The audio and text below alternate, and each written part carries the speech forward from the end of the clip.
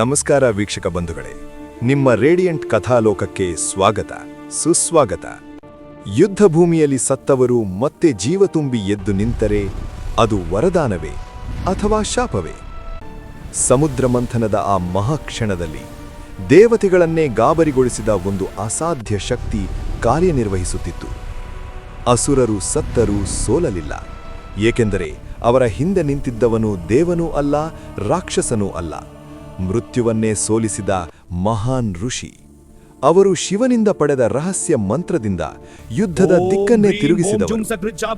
ಒಮ್ಮೆ ದೇವತೆಗಳ ಗುರುವಾಗಬೇಕೆಂದು ಕನಸು ಕಂಡವನು, ನಂತರ ದೇವತೆಗಳಿಗೆ ಶತ್ರುವಾದನು. ಅಸುರರ ಪಾಲಿಗೆ ರಕ್ಷಕ, ದೇವತೆಗಳಿಗೆ ಭಯ. ಯಾರೀ ಶುಕ್ರಾಚಾರ್ಯ? ಋಷಿಯೋ ಅಥವಾ ದೈತ್ಯಗುರುವೋ? ಈ ರೋಚಕ ಕಥೆಯಲ್ಲಿದೆ ತಪಸ್ಸಿನ ತೀವ್ರತೆ, ಈರ್ಷೆಯ ಅಗ್ನಿ, ಶಿವನ ಕೋಪ, ಪಾರ್ವತಿಯ ಕರುಣೆ ಮತ್ತು ಮೃತ್ಯುವನ್ನೇ ಮಣಿಸಿದ ಮೃತ ಸಂಜೀವಿನಿ ಮಂತ್ರದ ಭಯಾನಕ ರಹಸ್ಯ. ಕೊನೆಯವರೆಗೂ ನೋಡಿ, ಈ ಕಥೆ ನಿಮ್ಮ ದೃಷ್ಟಿಕೋನವೇ ಬದಲಾಯಿಸಬಹುದು.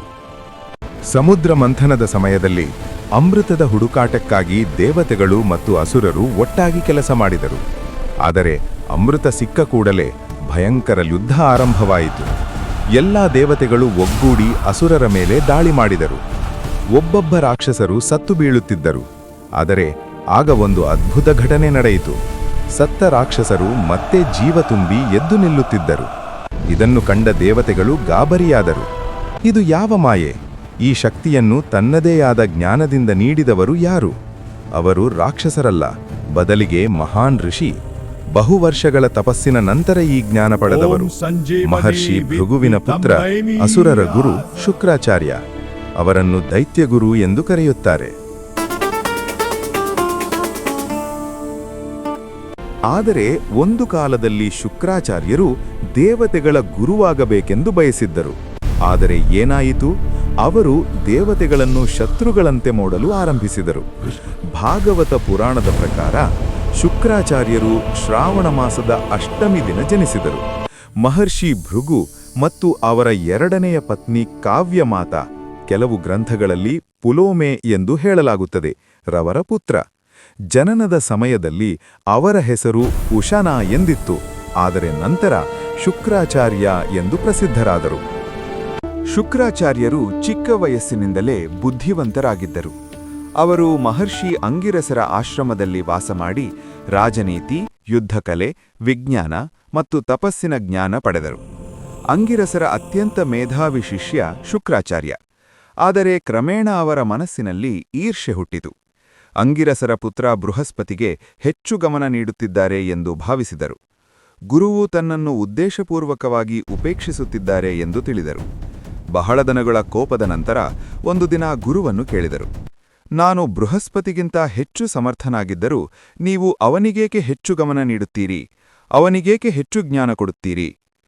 ಇದನ್ನು ಕೇಳಿ ಅಂಗಿರಸರು ನಗುತ್ತಾ ಹೇಳಿದರು, ಎಲ್ಲಾ ಶಿಷ್ಯರೂ ನನಗೆ ಸಮಾನ, ಅವನು ನನ್ನ ಮಗನಾಗಿದ್ದರು. ಆದರೆ ಶುಕ್ರಾಚಾರ್ಯರು ಸಂತುಷ್ಟರಾಗಲಿಲ್ಲ.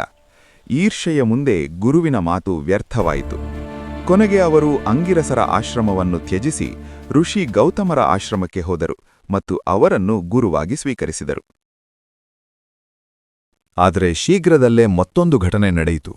ದೇವಲೋಕದ ಗುರುವಾಗಲು ಯೋಗ್ಯನಲ್ಲ ಎಂದು ಇಂದ್ರದೇವರು ಹೇಳಿದರು. ಇದು ಶುಕ್ರಾಚಾರ್ಯರನ್ನು ನಾಶ ಮಾಡಿತು. ಗೌತಮರ ಆಶ್ರಮದಲ್ಲಿ ಕಠಿಣ ತಪಸ್ಸು ಮಾಡಿ ಅನೇಕ ದಿವ್ಯಶಕ್ತಿಗಳನ್ನು ಪಡೆದರು.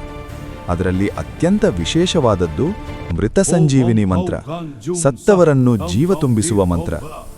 ಈ ಜ್ಞಾನದಿಂದ ಅವರು ಬೃಹಸ್ಪತಿಗಿಂತಲೂ ಶಕ್ತಿಶಾಲಿಯಾದರು. ಆದರೆ ಇಂದ್ರದೇವರು ಅವರನ್ನು ಅಸುರನಾಗಿ ದೇವತೆಗಳ ಗುರುವಾಗಲಾರ ಎಂದು ಹೇಳಿದರು. ಇದರಿಂದ ಶುಕ್ರಾಚಾರ್ಯರು ಕೋಪಗೊಂಡರು.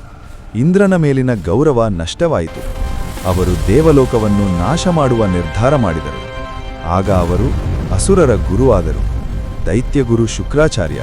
ಗೌತಮರ ಆಶ್ರಮದಲ್ಲಿ ಮೃತ ಸಂಜೀವಿನಿ ಮಂತ್ರ ಪಡೆಯಲು ಗುರುವು ಹೇಳಿದರು, ಇದನ್ನು ಭಗವಾನ್ ಶಿವನಿಂದ ಮಾತ್ರ ಪಡೆಯಬಹುದು. ಕಠಿಣ ತಪಸ್ಸು ಮಾಡಿ ಶಿವನನ್ನು ಮೆಚ್ಚಿಸಬೇಕು. ಇದನ್ನು ಕೇಳಿ ಶುಕ್ರಾಚಾರ್ಯರು ತಪಸ್ಸಿಗೆ ತೊಡಗಿದರು. ಒಂದು ಮರಕ್ಕೆ ತಲೆ ಕೆಳಗಾಗಿ ತೂಗು ಹಾಕಿಕೊಂಡು ಸಾವಿರಾರು ವರ್ಷಗಳ ತಪಸ್ಸು ಮಾಡಿದರು. ಸ್ಕಂದ ಪುರಾಣದ ಪ್ರಕಾರ ಇಂದ್ರನು ಅನೇಕ ಬಾರಿ ತಪಸ್ಸನ್ನು ಭಂಗಗೊಳಿಸಲು ಪ್ರಯತ್ನಿಸಿದನು. ಅಪ್ಸರೆಯರನ್ನು ಕಳುಹಿಸಿದನು, ಹವಾಮಾನ ಬದಲಾಯಿಸಿದನು, ಒಮ್ಮೆ ತನ್ನ ಮಗಳನ್ನೂ ಕಳುಹಿಸಿದನು. ಆದರೆ ಶುಕ್ರಾಚಾರ್ಯರು ಹಿಂಜರಿಯಲಿಲ್ಲ.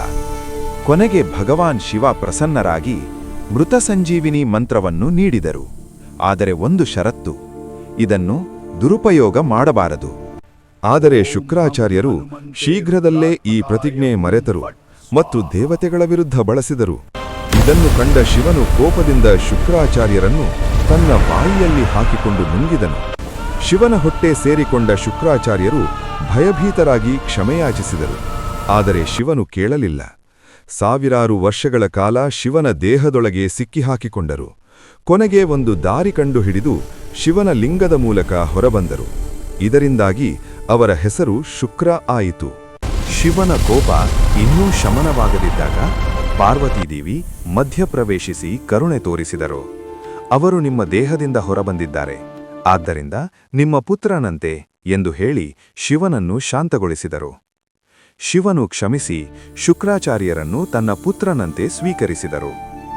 ಒಬ್ಬ ಮಹಾನ್ ಋಷಿ, ಸಪ್ತ ಋಷಿಗಳಲ್ಲಿ ಒಬ್ಬರ ಪುತ್ರ, ಜ್ಞಾನದಲ್ಲಿ ಅತ್ಯಂತ ಶಕ್ತಿಶಾಲಿ, ಇಂದ್ರನನ್ನು ಭಯಪಡಿಸಿದವರು, ಶಿವನಿಂದ ಮೃತ ಸಂಜೀವಿನಿ ಪಡೆದವರು, ಅಸುರರ ಗುರುವಾದವರು. ಮಹಾಭಾರತದ ಆದಿಪರ್ವದ ಪ್ರಕಾರ ಅವರು ತಮ್ಮ ಜ್ಞಾನವನ್ನು ದೇವತೆಗಳು ಮತ್ತು ಅಸುರರಿಗೆ ಸಮಾನವಾಗಿ ಹಂಚಲು ಶರೀರವನ್ನು 2 ಭಾಗ ಮಾಡಿದ್ದರು ಎಂಬ ಕಥೆಯೂ ಇದೆ. ಹೀಗೆ ಶುಕ್ರಾಚಾರ್ಯರು ಯಾರು? ಮಹಾನ್ ಋಷಿಯೋ ಅಥವಾ ದೈತ್ಯ ಗುರುವೋ? ನಿಮ್ಮ ಅಭಿಪ್ರಾಯವನ್ನು ಕಮೆಂಟ್ನಲ್ಲಿ ತಿಳಿಸಿ. ವಿಡಿಯೋ ಇಷ್ಟವಾದರೆ ಲೈಕ್ ಮಾಡಿ, ಶೇರ್ ಮಾಡಿ. ಇನ್ನಷ್ಟು ಅಪರೂಪದ ಕಥೆಗಳಿಗಾಗಿ ನಮ್ಮ ಚಾನಲ್ ಸಬ್ಸ್ಕ್ರೈಬ್ ಮಾಡಿ. ಮತ್ತೆ ಮುಂದಿನ ಸಂಚಿಕೆಯಲ್ಲಿ ಭೇಟಿಯಾಗೋಣ. ಧನ್ಯವಾದಗಳು.